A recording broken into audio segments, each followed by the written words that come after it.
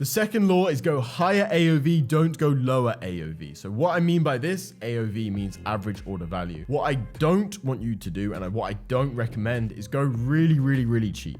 You don't want to be selling items for $5, $10, $15, $20.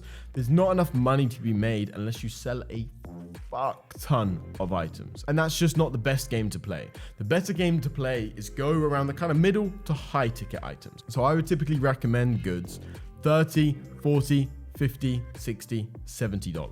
That's where I've had the most success. That's where I've made the most money.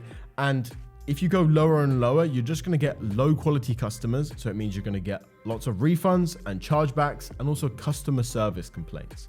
So if you go a bit higher, you go above $30, above $40, above $50. I've actually had the most success above $50 throughout the history, really. That's what I'd recommend. If you're low quality, low price, low quality customers, they're going to be annoying. They're going to be a headache to deal with. Higher paying customers are normally nicer, they're better, they're easier to deal with, and you typically can get higher margins and you make more money per order and you make more money overall as well.